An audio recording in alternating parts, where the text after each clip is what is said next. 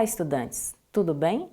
Hoje iremos abordar análise de custos. A análise de custos tem o objetivo de fornecer informações gerenciais para subsidiar a tomada de decisão. Serve também como instrumento de controle sobre as atividades operacionais e produtivas de uma organização. Pode evidenciar as distorções de valores em relação aos padrões previamente estabelecidos. Por que analisar custos?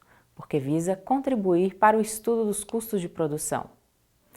A análise de custos pode ser de 4 tipos: comparação com as metas e os padrões estabelecidos, análise de custos por categoria, análise de custos por departamentos e divisões, análise de custos por processos. São bem intuitivos os tipos de análise de custos. O método de comparação com as metas e os padrões estabelecidos é de fato a comparação das metas estabelecidas com o que ocorreu na organização. O método de custos por categoria tem por base as categorias de tipos de gastos, como depreciações, energia elétrica, entre outros. O método de análise de custos por departamentos aloca os gastos por departamentos. Já o método de análise de custos por processo aloca os gastos por processos e atividades. A análise de custos ocorre em todas as fases de produção. Pode ocorrer antes, durante e depois. Agora iremos abordar a análise da margem de contribuição e do ponto de equilíbrio. Margem de contribuição. O que é margem de contribuição?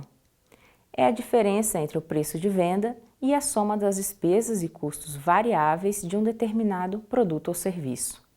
Dessa forma, a margem de contribuição pode evidenciar o potencial de cada produto, pois ela é o valor que cada unidade produzida traz efetivamente de sobra entre sua receita e os custos incorridos. A análise da margem de contribuição por produto permite que se determine quais produtos são mais lucrativos perante uma determinada estrutura de custos fixos. Mas por que podemos afirmar isso com tanta certeza? Porque o cálculo da margem de contribuição envolve a retirada dos custos e das despesas variáveis de produção. E isso nada mais é do que o valor que ficou sobrando dividido pelo preço de venda. E o que seria a análise do ponto de equilíbrio? É a análise da relação custo, volume e lucro, visando apresentar o comportamento dos custos, sejam fixos ou variáveis, e do lucro em função do nível de atividade. Ponto de equilíbrio contábil. Corresponde à quantidade mínima a ser produzida e vendida para que se possam atender todos os custos operacionais. Portanto, nessa situação, temos lucro zero. Vamos agora ver como chegamos até a fórmula do ponto de equilíbrio. É importante lembrar que o lucro é determinado pela diferença entre a receita total e os custos e as despesas.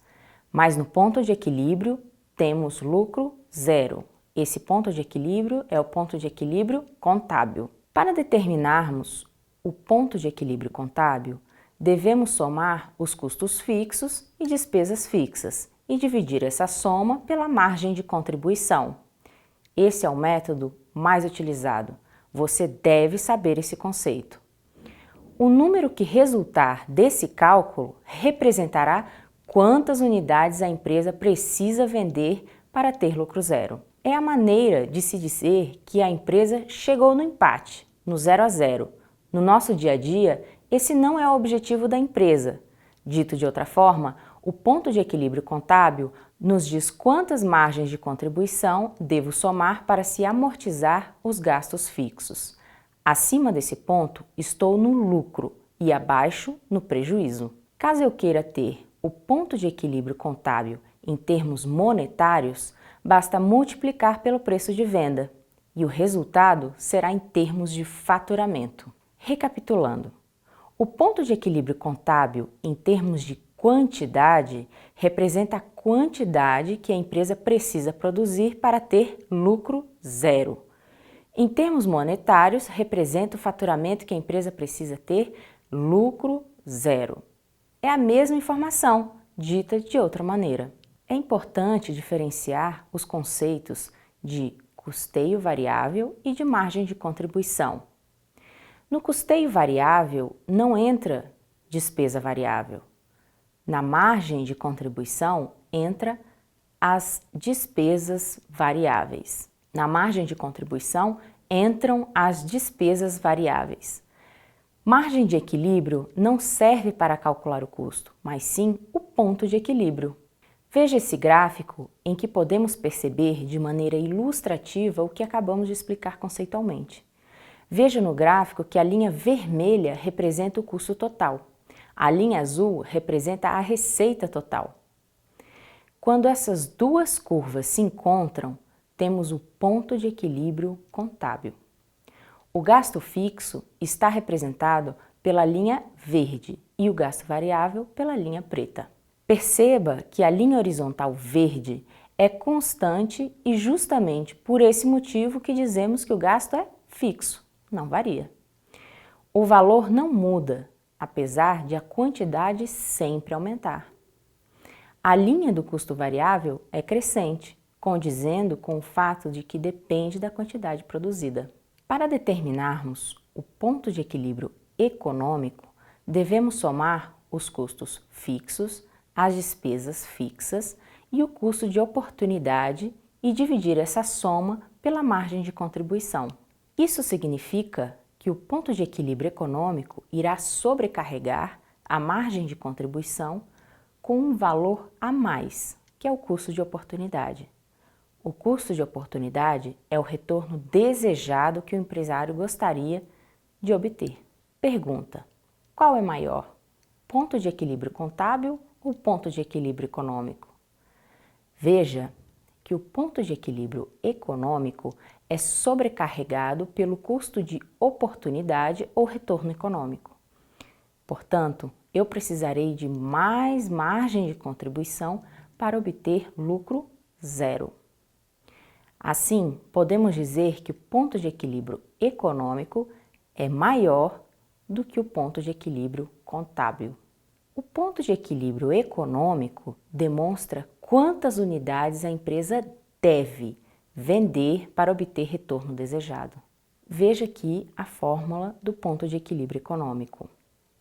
Então, eu vou pegar a minha quantidade. Para determinar essa quantidade, eu irei somar os custos fixos, as despesas fixas e o custo de oportunidade. Esses valores eu irei dividir pela margem de contribuição. Veja aí na fórmula. Para determinarmos o ponto de equilíbrio financeiro, devemos somar os custos fixos, despesas fixas e diminuir dessa soma a depreciação. E depois disso, dividir essa soma pela margem de contribuição. Será o menor dos pontos de equilíbrio. Depreciação é um gasto não desembolsado. O ponto de equilíbrio financeiro irá nos dizer o quanto a empresa precisa vender para cobrir os gastos realmente desembolsados. Veja a fórmula: quantidade, que é a quantidade que eu preciso vender. Para eu chegar nessa quantidade, eu tenho que somar os meus custos fixos, as minhas despesas fixas e diminuir a minha depreciação. Desse valor, eu vou dividir pela margem de contribuição unitária. Margem de segurança é o quanto das vendas excede o ponto de equilíbrio. Assim, podemos determinar o quanto da venda pode ser diminuído sem que a empresa tenha prejuízo. Como calculamos a margem de segurança? Pode ser em termos de quantidade.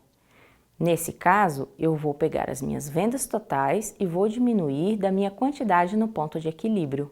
Eu posso também ter a minha margem de segurança em termos monetários. Nesse caso, eu vou pegar a minha margem de segurança em quantidade, que eu acabei de mostrar, e vou multiplicar pelo meu preço de venda.